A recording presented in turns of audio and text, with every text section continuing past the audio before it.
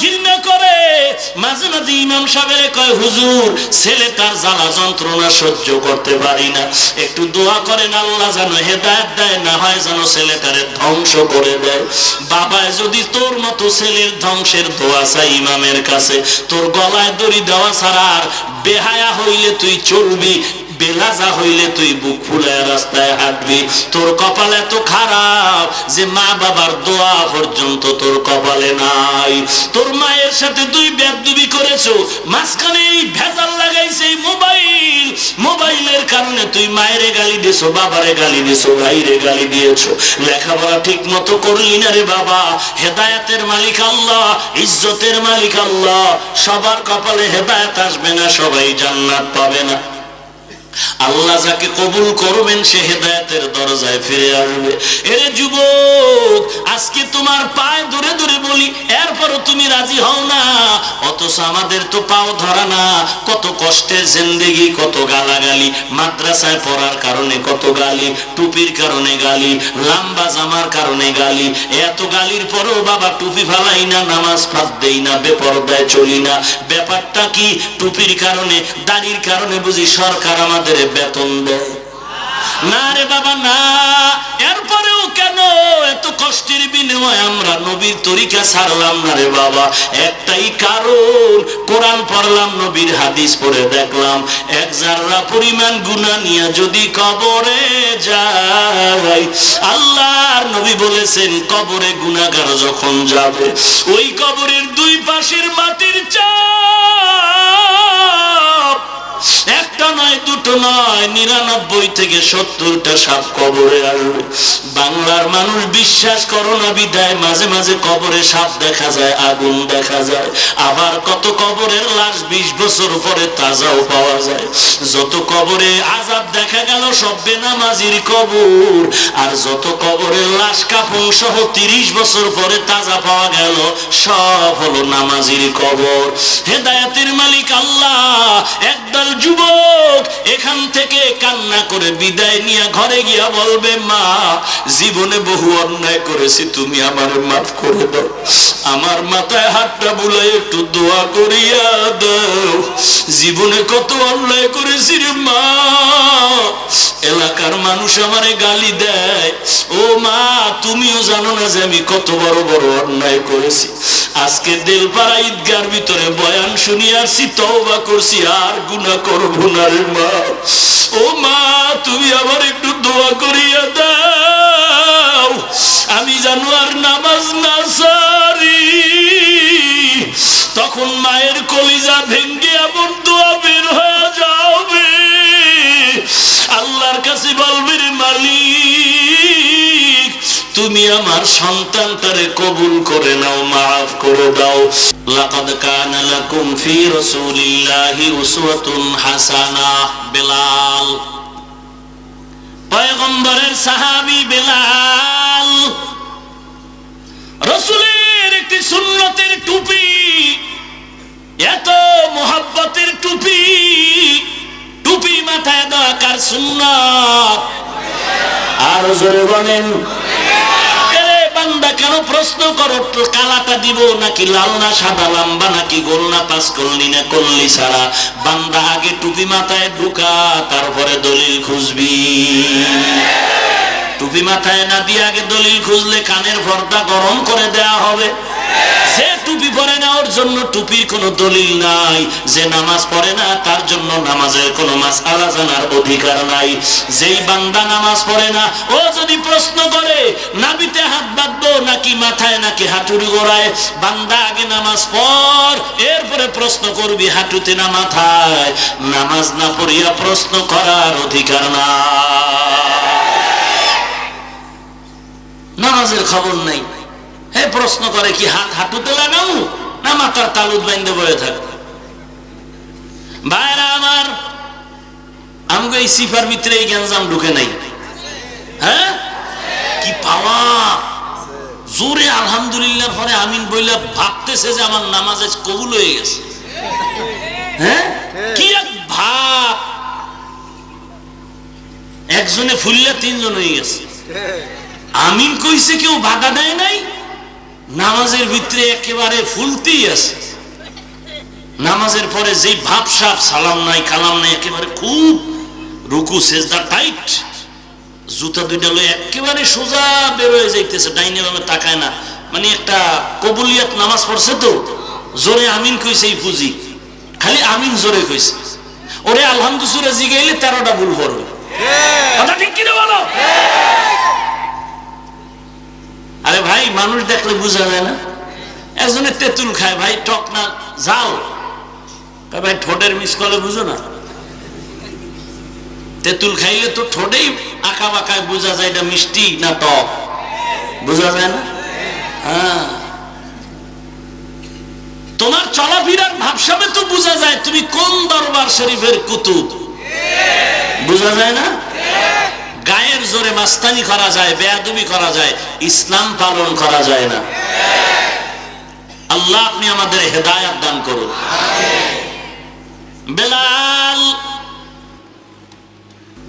টুপির সুন্নতের এত মুহাব্বত, গোসলের মধ্যে বেলাল চলে গেলেন, টুপিও মাথার থেকে ফালায় না, হাত দিয়া চেপে ধরে গোসলে পানির ভেতরে নামে। কিরে বেলাল, এমন কষ্ট করো কেন? বলে নবীর সুন্নাত আলাদা হতে দিব না। খালিদ বিন ওয়ালিদ বাদশার দাওয়াতে চলে গেলেন, বাদশার দাওয়াতে গিয়া শুনতেছে, টাকায় দেখে চেয়ার টেবিলে খানার আয়োজন। খালিদ হুঙ্কার দিয়া বলে, মদিনার নবীর সুন্নাত সমতল জমিনে খানার আয়োজন করো, চেয়ার টেবিল না, এটা নবীর সুন্নাত তরিকা না। প্রাসাদের লোকেরা বলে, রে খালিদ, নবীর সুন্নাত এখানে বললে সমাজ রক্ষা হবে না, বাদশার পজিশন ঠিক থাকবে না। খালিদ হুঙ্কার দিয়া বলে, যেই সমাজে রাসূলের সুন্নাত নাই এটা সমাজ হতে পারে না। আমনে জিগাইলি, ভাই আপনি খানা খাইলেন নিচে বয়া দস্তারখানে? কয় হুজুরে পরিবেশ নাই। তো আমি হাফিজুর রহমান রে তো ঠিকই পরিবেশ তৈরি করে দিছে, কথা বল না কেন? দেয় না? অনেক জায়গায় দাওয়াতে খাইলে দেয় না? জানে আমি এই সুন্নত ছাড়া খাবো না, তা আমার জন্য আলাদা ব্যবস্থা, দস্তারখান সব দিয়া দিছে না? দোষ বাড়িওয়ালার দেন কা? আপনার যে অ্যালার্জি এটা হইতে পারেন না? বাড়িওয়ালার কি দোষ? 3 বেলা ভাত খাইতে পারে না, বিয়ে গেট লাগায় 13টা, বাপের নাম নাই, সানগাজির বেয়াই। আফসোস, আল্লাহ হেদায়েত দান করুন। খালিদ ধমক দিয়া বললেন, নবীর সুন্নাত। আর যদি আমার মুসলমান ভাইরে কি ও টুপি সুন্নত, তোর বাপের সুন্নত, বাঁকা ঠোঁট দিয়ে গেল সুন্নত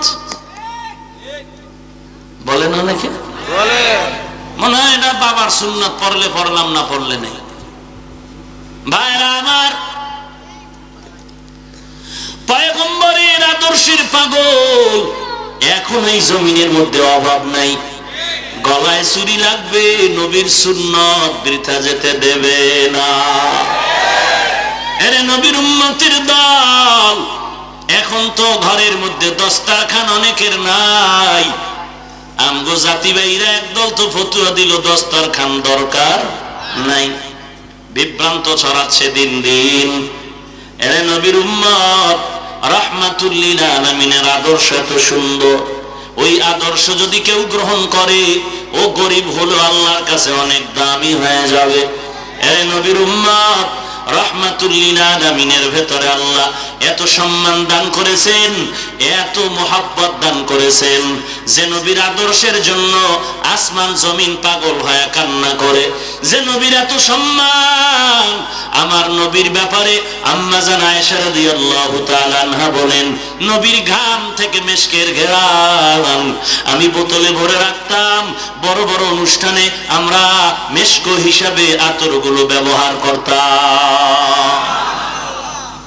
এরে নবীর উম্মতের দল, যে নবীর শরীর মোবারকে মশা মাছি পড়া হারাম, কেমন মায়ার নবী আমার, আজকে তুমি টুপিও দাড়িও ঠিক রাখিয়া জবানের গালি বন্ধ নাই, হিংসা বন্ধ নাই, অথচ আমার মায়ার নবীর কত সুন্দর আদর্শ। ইহুদি 1 মাসের সময় নিয়ে নবীরে টাকা দিছে ধার, নবী টাকা ধার নিয়ে আসলেন 1 মাসের সময়। ইহুদি 1 মাস শেষ হয় নাই, 1 সপ্তাহ বাকি আছে। নবীর কাছে এসে বলে আমার পাওনা দাও। নবী বলেন ও ভাই এখন 1 সপ্তাহ বাকি আছে। বলে 1 সপ্তাহ বুঝি না, এখন দিতে হবে। পাশে ওমর দাঁড়ানো। ওমর কয় নবী অর্ডার দিলে তো বিসমিল্লাহ লাগবে না, কল্লাটা আলাদা করে ফেলবো। ওমরের নবী ডাক দিয়ে কয় রে ওমর, কল্লা আলাদা করা বাহাদুরি না, বরং এর পাওনা দেওয়াটাই হলো বাহাদুরি। ও ওমর, মেজাজ গরম করা যাবে না, বাহাদুরি করতে জানলেই করা যায় না। বলে তাহলে সপ্তাহ বাকি এখনো কেন টাকার জন্য বাজে কথা কয়?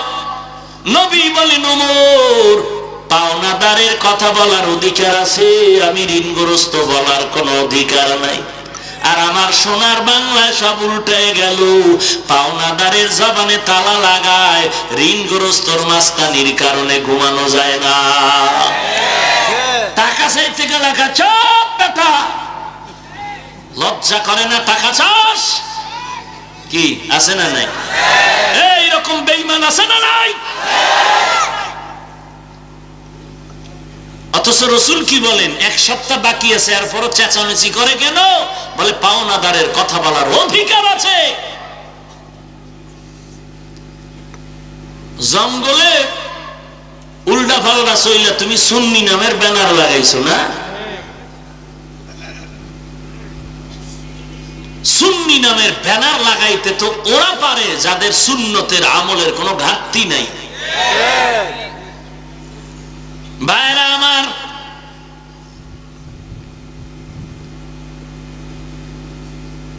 আল্লাহ পাক রব্বুল আলামিন মায়ার নবী কেমন আদর্শ দান করেছেন। ওমর নবী কথা শুনে দৌড়ায় গেলেন, কোথা থেকে জানি পাওনা নিয়ে হাজির হয়ে গেল। পাওনাটা হাতে দিয়া দিলেন, ইহুদি যাও। ইহুদির মনটা ঠাস করে নরম হয়ে গেল। ইহুদি চিল্লায় বলেন ও পয়গম্বর, আমি আসলে আমার পাওনা নিতে আসি নাই, আমি আসলাম আপনাকে একটু পরীক্ষা করার জন্য। আপনার বিনয়ী আদব দেখে আমার কলিজা ঠান্ডা হয়ে গেল। এত বাজে কথা বলার পরেও আপনি কোনো কথার জবাব দিলেন না। আপনার পাশের বন্ধু উত্তর দিতে গিয়ে আপনি তারে ধমক দিলেন। এই যদি হয় আপনার এত সুন্দর আদর্শ, আমাকে আপনি মাফ করে দেন, কালেমার পতাকা গলায় লাগায় দেন। নবীর আদর্শ কই আর আমরা কই? ভাইরা আমার, আবু বকর নবীর পাশে বসে আছেন। ইহুদি নবীরে উল্টা পাল্টা গালি দেয়। গালি দেওয়ার জন্য তো কোনো কিছু দরকার হয় না, মনে চাইছে দিচ্ছে। এটাই বেঈমান মুনাফিকের ধর্ম। কথা বুঝেন নাই? সুন্দরী সুন্দরী মেয়ের পেছনে যুবক দৌড়াচ্ছে। যুবতী সুন্দরী বলে, যুবক ভাই তোর কি ক্ষতি করেছি, তুই আমাকে ইফটিজিং করো কেন? যুবক ডাক দিয়া কয়, বোন তুই আমার কোনো ক্ষতি করো নাই, তাহলে আমি তোর ইফটিজিং কেন করি? কি ক্ষতি করেছো? বলে মূল ক্ষতি তুই এত সুন্দরী কেন, এটাই তোর বিপদ। হুজুর আমার টাকা নেয় নাই, বেতন চায় না, হুজুর আমারে গালি দেয় না, এরপর ইমামের গালি কেন দেয়, আলেমের বিরুদ্ধে কেন কথা কয়? বলে আমি সন্ত্রাসী করি, চুরি করি, দুর্নীতি করি, এইটা আলেমের চোখে খারাপ লাগে, এটা সহ্য করা যায় না। ভাইরা আমার, রহমাতুল লিল আলামিনের পাশে আবু বকর বসা। ইহুদি গালি দেয়, নবী মুস্কি মুস্কি হাসতেছেন আর গালি শুনতেছেন। কোনো জবাব নাই। আবু বকর বলে নবী অর্ডার দেন, বলে চুপ করো। কত আর চুপ করা যায়? আবু বকর দাঁড়ায় গেলেন, ইহুদির গালির জবাব দিচ্ছেন। নবীজির চেহারা মোবারকটা মলিন হয়ে গেল। আবু বকর বলেন, নবী এতক্ষণ জবাব দিলেন না, গালি শুনলেন, আর আপনার অন্তরটা চেহারা মুস্কি হাসছিল। এখন আমি জবাব দেওয়ার পরে আপনার হাসি বন্ধ হয়ে চেহারাটা মলিন হয়ে গেল কেন? মায়ার নবী রাহমাতুল্লিল আলামিন বলেন, আবু বকর এতক্ষণ আমি ধৈর্য ধরার কারণে, আমি বিনয়ী হওয়ার কারণে, চুপচাপ থাকার কারণে, আমার আদব রক্ষা করার কারণে আমার গালির জবাব দেওয়া লাগে নাই। আল্লাহ পাক ফেরেশতার মাধ্যমে তার জবাব দেওয়া দিয়েছেন। তুমি যখন জবাব দিতে গেছো, রহমতের ফেরেশতা বিদায় নিয়েছে, এই কারণে আমার মনটা বড় বেজার হয়ে গেল। আর আপনি একটার জায়গায় 13টা গালি দিচ্ছেন, লাগে না তারপরও দিচ্ছেন। ভাইরা আমার, নবীর মধ্যেই উত্তম আদর্শ, যেই আদর্শ দেখে দেখে জঙ্গলার প্রাণী পর্যন্ত পাগল হয়ে গেল। ইহুদি কুকুর কিনলো টাকা দিয়া, কুকুরের বাচ্চা কিনেছে টাকা দিয়া, উদ্দেশ্য রহমাতুল্লিল আলামিনের এই কুকুরের মাধ্যমে দুনিয়া থেকে বিদায় করে দিবে। রাখে আল্লাহ, মারে কে? মারে আল্লাহ। আরো জোরে বলেন, ক্ষমতা কার? ওয়া মাকারু ওয়া মাকারাল্লাহ, ওয়া মাকারু ওয়া মাকারাল্লাহ, ওয়াল্লাহু খায়রুল মাকিরিন।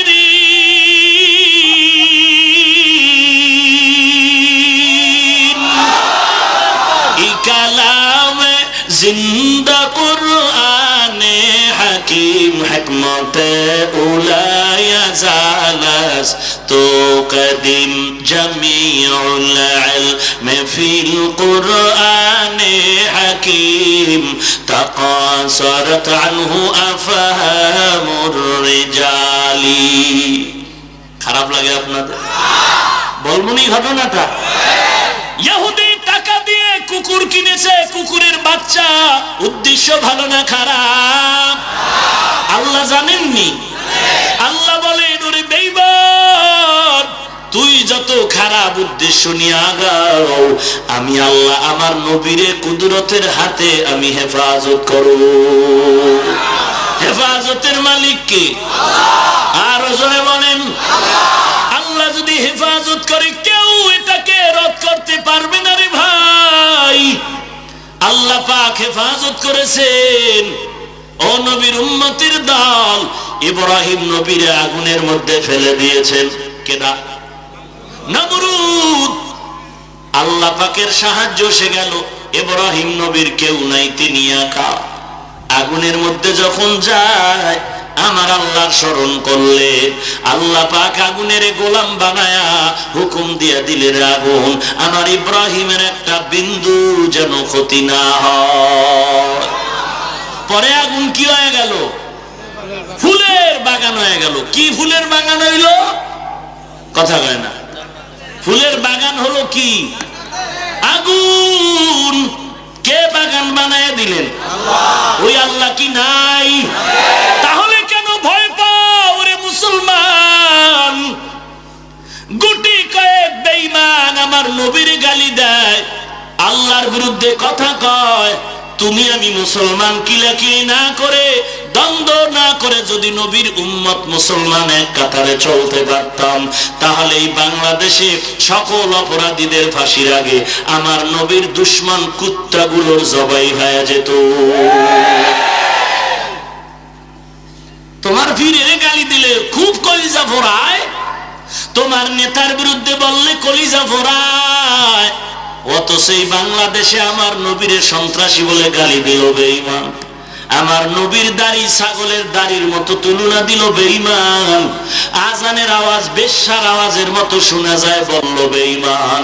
কোরআন শরীফ এটা পুরান হয়ে গেছে, পাল্টানো দরকার, বলল বেঈমান। এই দেশে এত মাদ্রাসা, এত মসজিদ, এত ছাত্র, এত আলেম, এত মুক্তাদি, এত মুসল্লি, এত ওয়াজ, এত মাহফিল, এত শ্রোতা, এত পীর, এত মুরিদ, এত তাবলীগ। ওরে মুসলমানের পরও সব অপরাধীদের বিচার হয়, আমার নবীর দুশমনের বিচার কেন হয় না? এটা আমাদের কপাল খারাপ।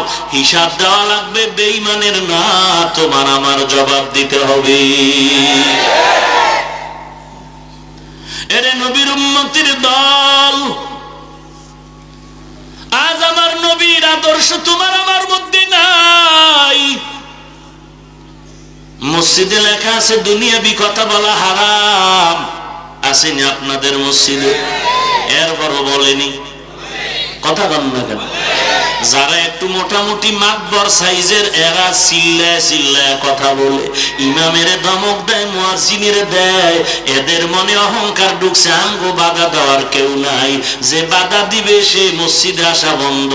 ইমাম বাধা দিলে সূর্য উঠার আগেই তার গাত্তি গো, ঠিক নি? শান্তি আইব না? এরে নবীর উম্মতের দল, রাগ করেন আপনারা?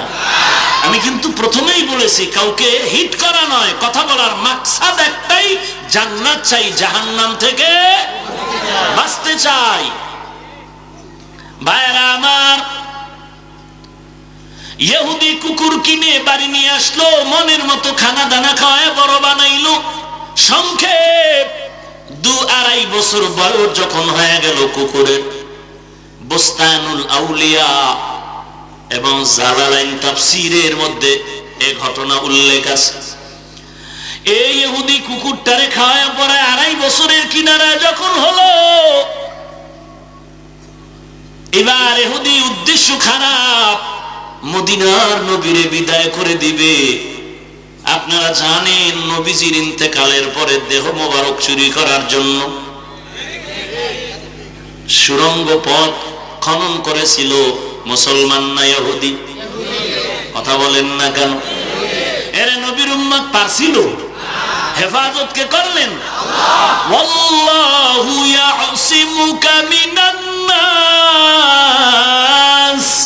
ও নবী, আমি কোরআন যেমন হেফাজতের জিম্মা নিয়েছি, আপনাকেও হেফাজতের জিম্মা আমি নিয়েছি।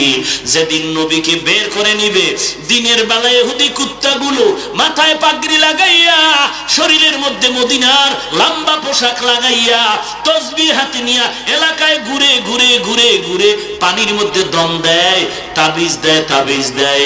বলবেন ওদের তাবিজে কি ভালো হয়? বলে হ্যাঁ হ্যাঁ, অনেক হিন্দু ভাইজান আছে, এরা পানি পয়রা দিলে পেট ব্যথা ভালো হয়। হিন্দু কবিরাজ আছে না? ভাইরা আমার,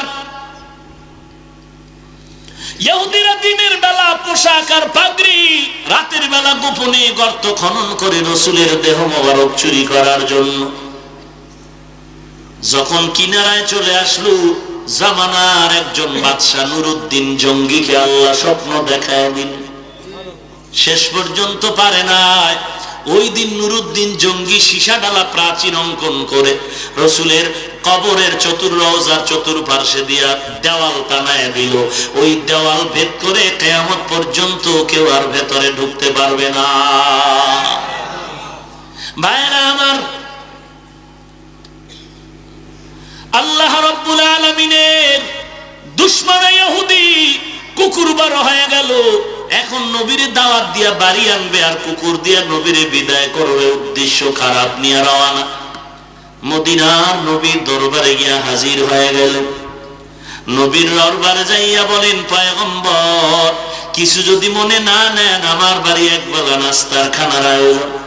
নবীজি চিন্তা করে গেলেন, আমি রহমাতুল লিল আলামিন, ইহুদির বাড়ি কিভাবে আমি দাওয়াতে যাই? আল্লাহ জানায় দেয়, রে পয়গম্বর, ইহুদির বাড়ির দাওয়াতে যাওয়াই হবে ইহুদির হেদায়েতের কারণ। হেদায়েতের মালিক কে? আল্লাহ। আর জোরে বলেন, আল্লাহ।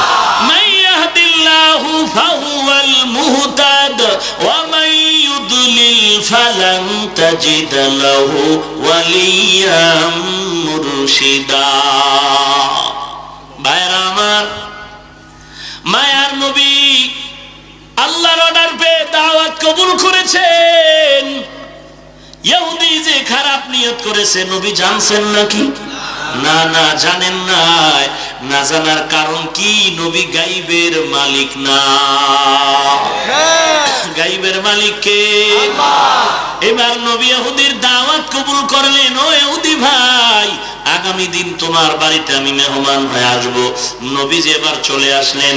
সংক্ষেপ ইহুদি নবীরে বারান্দায় সামনের দরজার ভেতরে বসাইয়া এরপরে ভেতরে গিয়া ওই লালিত পালিত কুকুরের ডাক দিয়া কয়, কুকুর, বারান্দার ভেতরে এমন একজন লোক বসা আছে, তুই মালিকের গোলামি করবি, টাকা দিয়া কিনলাম আমি, আমার টাকায় বড় হয়েছো, আমার খানা খায়া বড় হয়েছো, আমার কথা মানা লাগবে, ডাইনে বামে কিছু করা যাবে না।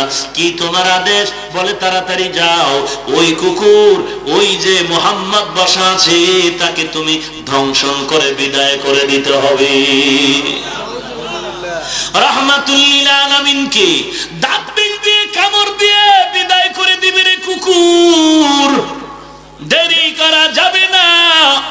মদিনার নবীর ষড়যন্ত্রে কুকুরের যখন লেলিয়ে দিল, কুকুর মালিকের আদেশ মানার ক্ষেত্রে বড় সোচ্চার হয়ে গেল। কুকুর মালিকের এত ভক্ত, এত ভক্ত, পৃথিবীতে এমন ভক্ত জমিনে আর অন্য কোন প্রাণী নাই। এ নবীর উম্মতের দল, এই কুকুর মালিকের এমন ভক্ত, এই কুকুর কোনদিন মালিকের আঘাত করে নাই, কামড় দেয় নাই।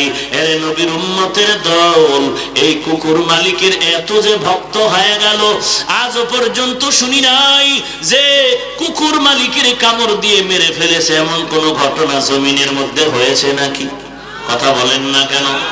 এরে নবীর উম্মতের দল, আজকে নবী নাই, নবীর বিদায়ের হাজার হাজার বছর পরও সে নবীর আদর্শ আজকে মহব্বত। আমার নবীর আদর্শর কারণে আল্লাহ এত সম্মান দান করেছেন, মনে হয় যেন কে মনে কষ্ট আছি না রে বাবা। টুপি দাড়ির কারণে, নামাজের কারণে, নবীর আদর্শের কারণে আমরা না খাইয়াও মরে যাই নাই।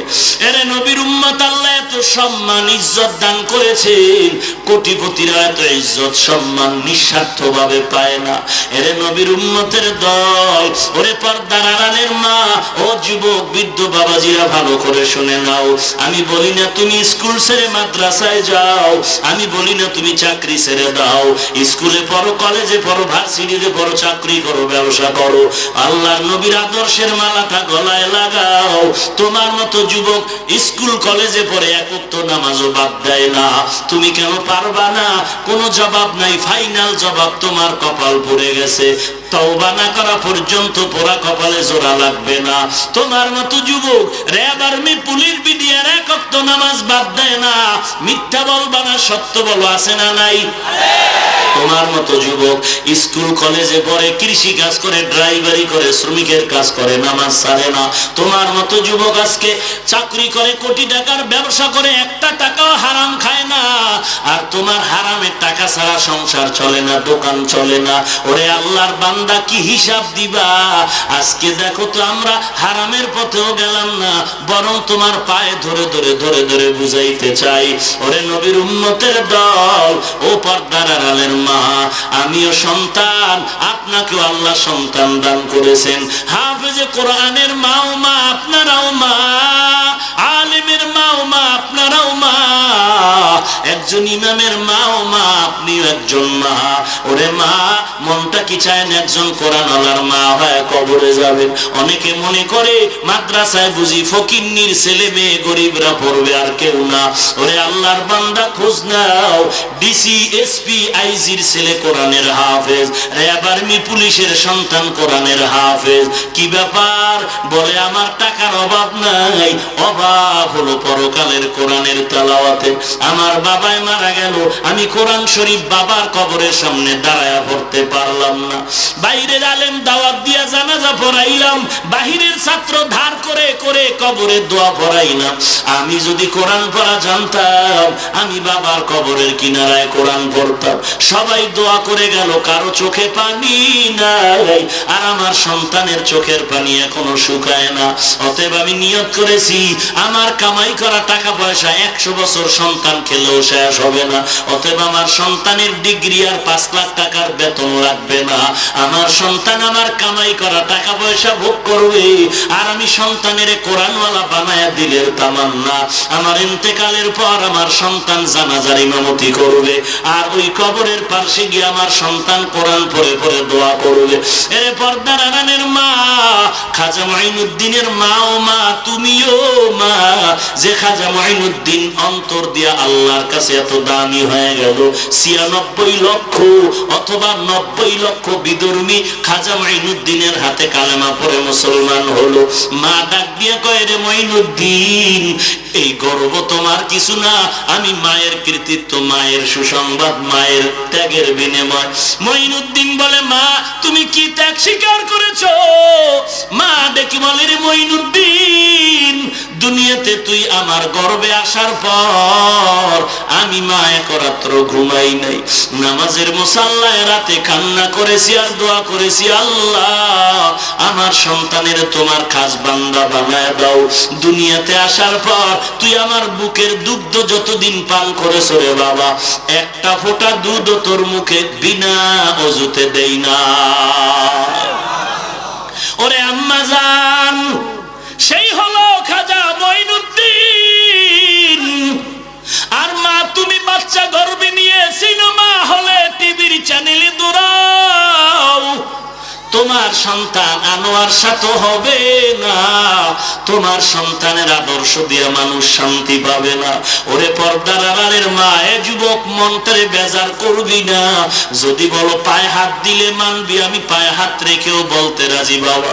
নবীর আদর্শের মালাটা গলায় লাগায় দাও, জীবনটা কিন্তু আর বেশি দিন বাকি নাই। একটু চোখ বন্ধ করে দেখ, খেলার মাঠের কত বন্ধুরা আজকে কবরে চলে গেল, লেখাপড়ার টেবিলের কত বন্ধুরা কবরে চলে গেল। এরে নবীর উম্মত, অনুনয় বিনয়ের সাথে বলছি রে যুবক, আজকে তোর চরিত্র এত খারাপ হয়ে গেল, আল্লাহর দেওয়া আরামের রাতের ঘুমটারও নষ্ট করলি গজবের মোবাইলের কারণে। তোর চরিত্রের গ্যারান্টি নাই মোবাইলের কারণে, তোর লেখাপড়া ধ্বংস করলি মোবাইলের কারণে।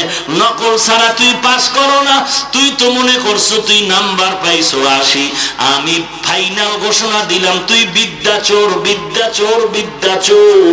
বিদ্যা চুরি কইরা যারা লেখাপড়া করবি আর চেয়ারে বসবি, চেয়ারে বৈশা করবি জনগণের টাকা চুরি। বিদ্যা চুরি করছো, এর অভিশাপ, অভিশাপ। এর যুবক, আল্লাহর মুহাব্বত নিয়ে বলছি, জাহান্নামের পথে আগায় না রে যুবক। তোর চরিত্র দেখে এলাকার মানুষ তোরে গালি দিবে দূরের কথা, তোর কপাল এত খারাপ, তোর মা পর্যন্ত তোরে ধিক্কার জানায়, তোর বাবা তোরে ঘৃণা করে। এবার তুই চিন্তা কর, তোর কপালটা কত বড় খারাপ যে তোর মা তোরে বরদোয়া দেয়। তোর চরিত্র এত খারাপ, তোর বাবা তোরে ঘৃণা করে। মাঝে মাঝে ইমাম সাহেবের কয়, হুজুর ছেলে তার জ্বালা যন্ত্রণা সহ্য করতে পারি না, একটু দোয়া করেন আল্লাহ যেন হেদায়েত দেয়, না হয় যেন ছেলেটারে ধ্বংস করে দেয়। বাবায় যদি তোর মতো ছেলের ধ্বংসের দোয়া চাই ইমামের কাছে, তোর গলায় দড়ি দেওয়া ছাড়া আর বেহায়া হইলে তুই চলবি, বেলাজা হইলে তুই বুক ফুলায় রাস্তায় হাঁটবি। তোর কপাল এত খারাপ যে মা বাবার দোয়া পর্যন্ত তোর কপালে নাই। তোর মায়ের সাথে তুই বেয়াদবি করেছো, মাঝখানে এই ভেজাল লাগাইছে এই মোবাইল, মোবাইলের কারণে তুই মায়েরে গালি দিয়েছো, বাবারে গালি দিয়েছো, ভাইরে গালি দিয়েছো। লেখাপড়া ঠিক মতো করলি না রে বাবা। হেদায়েতের মালিক আল্লাহ, ইজ্জতের মালিক আল্লাহ। সবার কপালে হেদায়েত আসবে না, সবাই জান্নাত পাবে না। আল্লাহ যাকে কবুল করবেন সে হেদায়েতের দরজায় ফিরে আসবে। এরে যুবক, আজকে তোমার পায়ে ধরে ধরে বলি, এরপরও তুমি রাজি হও না। অথচ আমাদের তো পাও ধরা না। কত কষ্টের জিন্দেগি, কত গালাগালি, মাদ্রাসায় পড়ার কারণে কত গালি, টুপির কারণে গালি, লম্বা জামার কারণে গালি। এত গালির পরেও বাবা টুপি ফালাই না, নামাজ ফাঁদ দেই না, বেপরদায় চলি না। ব্যাপারটা কি? টুপির কারণে, দাড়ির কারণে বুঝি সরকার আমাদের বেতন দেয়? না রে বাবা না। এরপরেও কেন এত কষ্টের বিনিময়ে আমরা নবীর তরিকা ছাড়লাম না রে বাবা? একটাই কারণ, কোরআন পড়লাম, নবীর হাদিস পড়ে দেখলাম, এক জাররা পরিমাণ গুনাহ নিয়ে যদি কবরে যায়, আল্লাহর নবী বলেছেন কবরে গুনাহগার যখন যাবে, ওই কবরের দুই পাশের মাটির চাপ একটা নয়, দুটো নয়, 99 থেকে 70টা সাপ কবরে আসবে। বাংলার মানুষ বিশ্বাস করো না বিদায় মাঝে মাঝে কবরে সাপ দেখা যায়, আগুন দেখা যায়। আবার কত কবরের লাশ 20 বছর পরে তাজাও পাওয়া যায়। যত কবরে আযাব দেখা গেল সব বেনামাজির কবর, আর যত কবরের লাশ কাফন সহ 30 বছর পরে তাজা পাওয়া গেল সব হলো নামাজির কবর। হেদায়েতের মালিক আল্লাহ। একদল যুবক এখান থেকে কান্না করে বিদায় নিয়ে ঘরে গিয়া বলবে, মা জীবনে বহু অন্যায় করেছি, তুমি আমার মাফ করে দাও। আমার মাথায় হাতটা বুলাই একটু দোয়া করিয়া দাও। জীবনে কত অন্যায় করেছি রে মা, এলাকার মানুষ আমারে গালি দেয়। ও মা, তুমিও জানো না যে আমি কত বড় বড় অন্যায় করেছি। আজকে দেলপাড়া ঈদগার ভিতরে বয়ান শুনি আসছি, তওবা করছি, আর গুনাহ করব না রে মা। ও মা, তুমি আবার একটু দোয়া করিয়া দাও, আমি জানো আর নামাজ না সারি। তখন মায়ের কলিজা ভেঙ্গে এমন দোয়া বের হয়ে যাবে, আল্লাহর কাছে বলবে, রে মালিক তুমি আমার সন্তানটারে কবুল করে নাও, মাফ করে দাও। ওরে আল্লাহর বান্দা, নিজে নামাজ পড়তে পারো আর না পারো, আল্লাহর কাছে কান্না করো, তওবা করো, কিন্তু মানুষের বরদোয়া নিয়ে জীবন চালায় কোনো লাভ নাই। মানুষের উপরে জুলুম করে বরদোয়া নিও না, নিও না, কপাল পুড়ে যাবে। আল্লাহর হক নষ্ট করেছো, আল্লাহ তওবার সুযোগ দিবেন, নাজাতের সুযোগ আছে। কিন্তু যদি কোনো মানুষের হক নষ্ট করো রে বাবা, একটা কথা দিয়ে যদি কাউরে কান্দায়া দাও, হক নষ্ট করলা। একজনের সম্পদের উপরে যদি হাত বাড়াও, হক নষ্ট করলা। মানুষের হক নষ্ট করে কাদাইয়া বরদোয়া নিও না রে বাবা। চোখের পানির বরদোয়ার অ্যাকশন মরার আগে দুনিয়াতে শুরু হয়ে যাবে। শুরু তো হইয়া গেছে, টের পাও না। মাঝে মাঝে ঘরে আগুন লাগে, এমনেই লাগে না। সন্তানের কিডনি এমনেই নষ্ট হয় না, কার জানি কলিজায় আঘাত দিয়া চোখের পানির বরদোয়া কামাই করেছো। এরে নবীর উম্মতের দল, একদল যুবক তওবা করে যাবে, আর একদল যুবক রাস্তায় গিয়া কালকে বদনাম বলা শুরু করবে। এগুলি কি কোনো বয়ান হইল নাকি? এই বয়ান শোনার জন্য তো দেল ভাড়া যাই নাই। এই দোষ সেই দোষ বলিয়া বলিয়া কবিরা গুনার বাজার গরম করবে। এজন্যই বলছি, হেদায়েতের মালিক আল্লাহ, ইজ্জতের মালিক আল্লাহ। আল্লাহ সবার কপালে জান্নাত দিবে না, সবাই হেদায়েত পাবে না। নবীর আদর্শের মালা গলায় লাগাবো, মা বাবার খেদমত করে দোয়া নিব, এবং দেশ এবং জাতির পক্ষে আমি কাজ করব, বিরোধিতা করব না। আল্লাহ ওয়ালারে ভালোবাসবো, সহিভাবে কোরআন পড়বো, নামাজ পড়বো, কারো হক নষ্ট করব না। তওবা করার যদি নিয়ত থাকে, মুনাফিকি না থাকে, খাঁটি তওবার নিয়তে দুটো হাত আল্লাহকে দেখায় দাও। আয় আল্লাহ, সবার হাত আপনি কবুল করে নেন। আয় আল্লাহ, আজকের মাহফিল কবুল করে নেন আল্লাহ। আমরা তওবার হাত তুলেছি, তওবা কবুল করে নেন। ও দয়ার মালিক, আমরা গুনার কাছেও যাব না, আমাদের তওবার উপরে মজবুত হয়ে চলার তৌফিক দান করেন আল্লাহ। আয় আল্লাহ তাআলা, মা বাবার খেদমতের জন্য কবুল করে নেন। আয় আল্লাহ, আদর্শ মানুষ হয়ে সমাজে চলার তৌফিক দান করেন, আমিন। কষ্ট হচ্ছে আপনাদের? আল্লাহ সবাইকে কবুল করেন।